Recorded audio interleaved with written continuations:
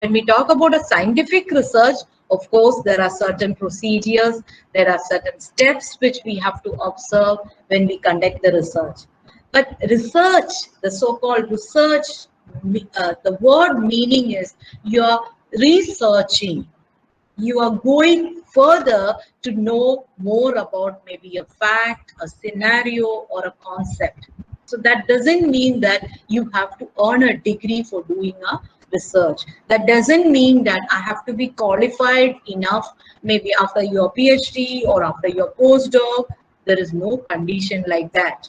But what is required is we need to have a clear understanding of what are we searching for, what are we trying to understand. That's all. So this is the context in which research methodology as a discipline is very important to you. So from the graduation, you had been trying to understand, systematically understand, or as I say, experientially learning what is research all about by doing project. So in our class, we will just enter into what is the concept, so-called concept of research. What does that mean, and what are the various processes that can generally happen in a scientific research? I put that in quotes, in a scientific research. So the very basic difference between systematically oriented research and a passively undertaken research is a systematic research or a scientific research will perform certain steps and procedures in an orderly manner. That's a basic difference. See, I can stand on the corridor, observe people and try to synthesize that and come to a conclusion about the human behavior exhibited by people maybe during a particular situation, maybe during the occurrence of pandemic like COVID. I can understand, I can go with the step, I can take noting it out down, noting those things down, and I can publish. That is part of research. But maybe I have used less of scientific tools in procurement of information as well as in analysis of data. That is the basic difference which we are trying to understand through this subject. We are trying to learn what is research, what are the steps involved in research, and what are the procedures to be observed when we are conducting a scientific research in social science discipline.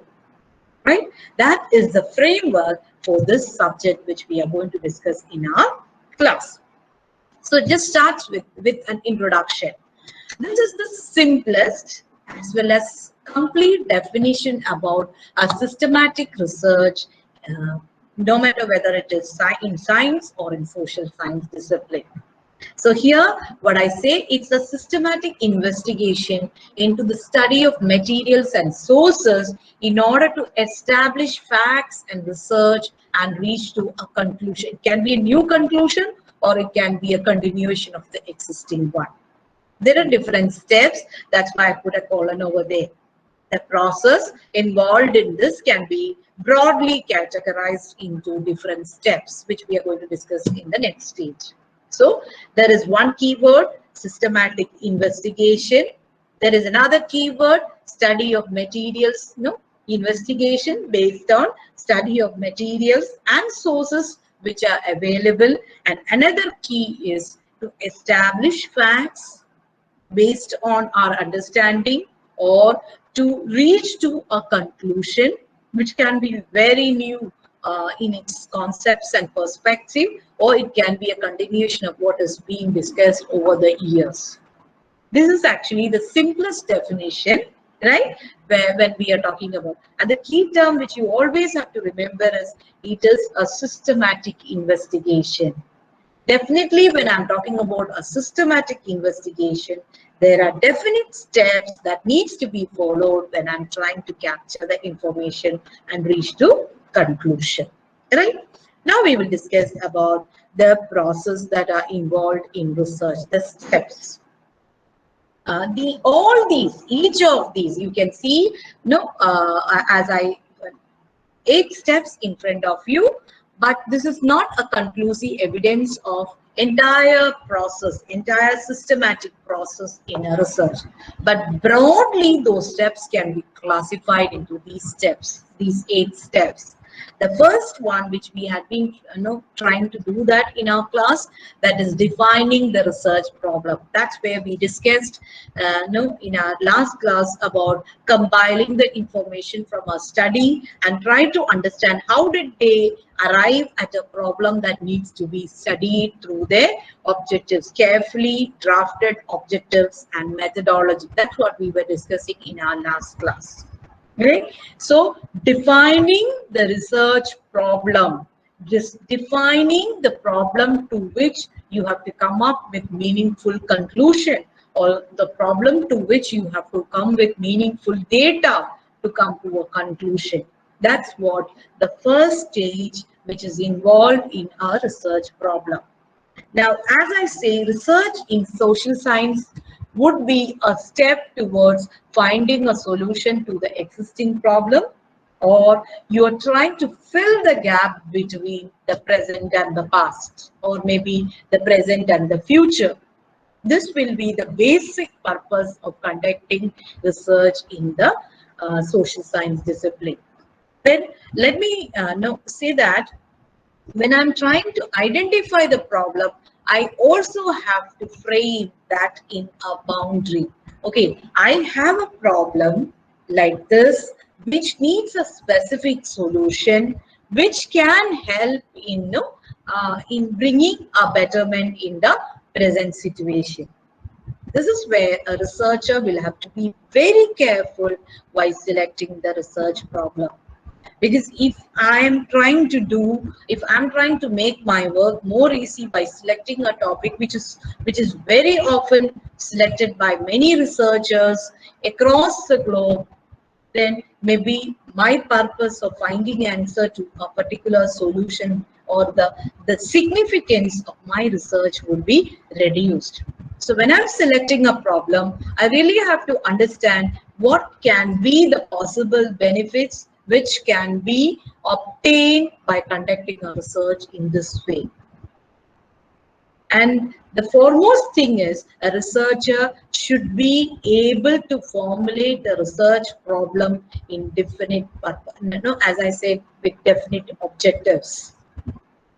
If I'm talking about the psychological impact of COVID-19 on health workers, I really have to define what does I mean by this psychological impact. Okay, I would have to understand what does I mean by the psychological impact, and who are my health workers. Am I covering anybody who works in the health sector, or am I covering specifically to those people who are in direct contact with the COVID patients? That defines my problem. Okay, then another thing is, what am I studying? Am I studying the psychological problems associated with, am I distinguishing that with gender? Am I distinguishing with type of the profile of the health worker? Or am I distinguishing between the differences in the geographical region, age? All these I have to decide before I decide, or before I finalize my research problem. So I have a research problem where I want to find out what it is. This can be in a framework of a descriptive research, or an exploratory research, or maybe an empirical research. Now we are yet to study the types of research, but I will just simplify these terms in such a way that I can study the situation, I can suggest some solution if at all there is a problem of psychological impact, negative psychological impact, or I can just explain that this is the situation, I understood, I analyze the data, I come to a conclusion that yes, this is the situation, there is some psychological impact, negative impact on the health workers because of COVID-19. Right? So that's just, I'm not trying to find a solution to that. I'm just explaining the situation. That's what we call as trying to understand the situation. That's what we call as exploratory research. So when I'm defining a problem, I really have to understand what is the framework of my study. Am I just trying to understand the situation, or am I trying to move further, understand the situation, synthesize it, and then trying to find a solution to the existing condition? So that's actually primary and most important stage in a research, in a social science research process. So the first step is identifying and defining a research problem. Why do I say defining? I really have to fix the boundaries for my research. I cannot study everything under the sky in one research. I have to consider the time, the financial resources I require, as well as my competency for undertaking such a research. Now, the topic which I suggested was understanding the psychological impact of health workers due to pandemic. Now, I should look at my competency with respect to the so-called subject called psychology, because I'm trying to understand the psychological impact. So I should have some kind of background with understanding how the psychology, or how do we measure the psychological impact, or how do we understand human behavior. If I have no past experience in such an area, it will be better that I do not select such a topic, because I'm not competent enough to measure the psychological impact. That's the crux of that study. Either I have to procure necessary information for understanding the concept which I am yet to learn, or I should have some experience in this particular area before I proceed with my research. So these are some of the things which I have to consider when I'm trying to select and define a problem for my research. Next thing is, a researcher can never study something from the vacuum. Researcher will have to refer to the journals, to the articles, to the experiments conducted researchers, all associated with similar problem under study, because that should form the foundation for my research to proceed. I will not start my research from of course, my thoughts would be affecting the process which I'm yet to conduct, but I really have to thoroughly understand what are the framework of my research topic, what are the problems really faced by this community, who or where I'm going to conduct my study. So that is why I will have to undertake an extensive literature review. I have to search all the sources. I have to talk to experts who are in that field for understanding and for framing the preliminary problems. I cannot just frame it from my own experience. I will have to take the experience and contributions made by other researchers in the similar stage. That's the second stage. In fact, I would say you cannot limit that to the second stage. That's a process that will continue even after the completion of your research work. Reviewing of all the available literature to make sure that we are on the right track in identifying the problem, in deciding about the methodology, conducting the analysis, and while reaching conclusion. So we will have to have extensive reading about, and there are certain steps and procedures which we have to conduct, or which we have to follow when we are going with the research review of literature, which we will learn in the coming sessions. Okay, so that's the first is defining the problem. Then we are making sure whether the problem selected by us is the right one, it's on the right way, we have defined the objectives in the right way by reviewing the existing sources of literature, right? And from my experience, by just reviewing the literature, we may not be able to understand the complete picture of it. Because in some cases, when we are selecting a new, say for example, the example which I said now, the psychological impact of COVID-19 on health patients, it's a very new topic. We cannot find plenty of research publications in that area. So we really have to talk with experts to understand the situation. We really have to get the views before finalizing our objectives, before finalizing our framework. Right? So that all will be put under the category of review of literature and available sources. And the next stage And I would like you to understand that each of this would be separate modules for our subject in this no, in this semester. Research methodology as such. Each of this will be separate chapter. We will be learning these in detail in the coming chapters. So I'm just giving you an introduction of what all we are going to learn through this subject. Okay. Now the third one is we will be talking about hypothesis formulation. See, now hypothesis formulation, it's actually an assumption, tentative assumption made by the researcher based on his understanding about the research problem. No, I just bring the example, the same example which I said. That the psychological impact of COVID-19 on health patients. I can assume that there is no psychological impact, right? There is no significant psychological impact of COVID-19 on health patients. Or after understanding the situation, I could also make assumption that they are being stressed because of the workload, or they are being stressed because of their fear of being affected by this disease. They are being stressed by the fear of transmission of this disease from them to their relatives. All these can happen, so that's all affecting their mental well-being, I can assume. So that assumption is what I'm saying as my hypothesis. So I can frame a null hypothesis where I say there is no impact of COVID-19 on the psychological, there is no psychological impact of COVID-19 on health workers in Kerala.